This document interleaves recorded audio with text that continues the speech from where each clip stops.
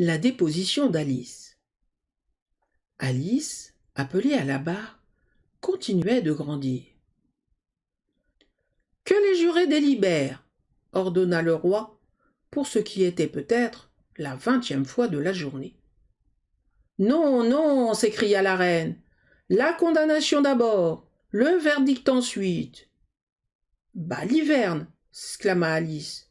« Quelle idée de commencer par la condamnation !»« Tenez votre langue !» ordonna la reine en s'empourprant. « Certainement pas !» répliqua Alice. « Qu'on la décapite !» fit la reine à tue-tête. Nul ne bougea. « Qui se soucie donc de vous ?» demanda Alice, qui avait à présent retrouvé toute sa taille. « Vous n'êtes qu'un paquet de cartes !» À ces mots, toutes les cartes s'envolèrent, puis retombèrent sur Alice. Elle poussa un petit cri, moitié de frayeur, moitié de colère, et tenta de les repousser, et se retrouva allongée sur le talus, la tête sur les genoux de sa sœur, qui écartait délicatement quelques feuilles mortes tombées des arbres sur son visage. « Réveille-toi, Alice chérie.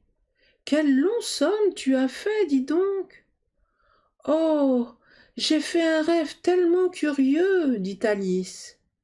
Et elle raconta à sa sœur, du mieux qu'elle put se les rappeler, toutes ces étranges aventures que vous venez de lire.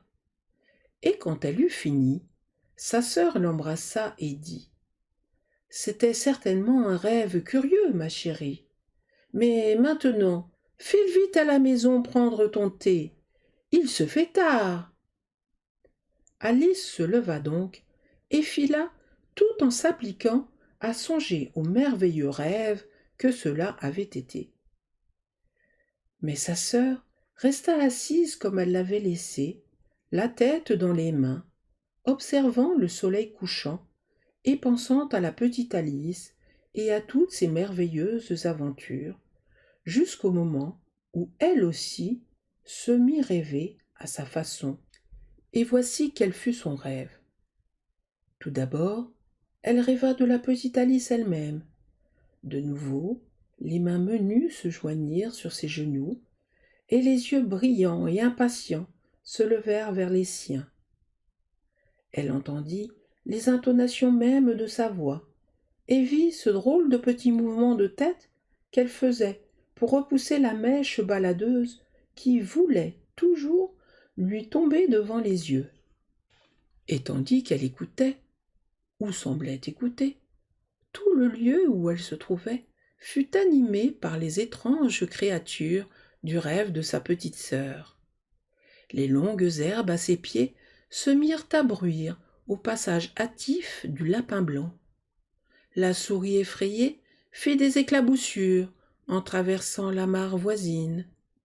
Elle entendit le cliquetis des tasses à thé, tandis que le lièvre de Mars et ses amis partageaient leur interminable collation, et la voix perçante de la reine ordonnant l'exécution de ses infortunés invités.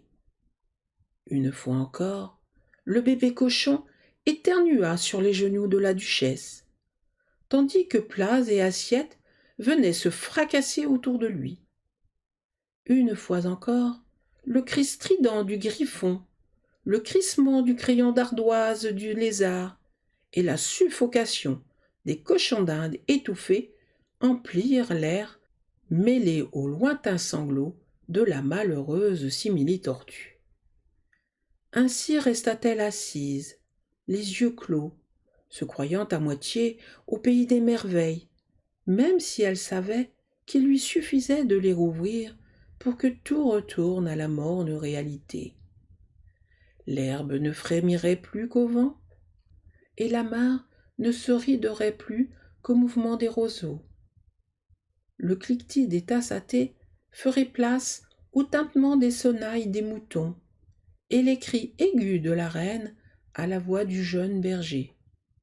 Et l'éternuement du bébé, le cri strident du griffon et tous les autres bruits bizarres deviendraient, elle le savait, la clameur confuse de la basse-cour affairée, tandis que le meuglement du bétail viendrait remplacer les gros sanglots de la simili-tortue.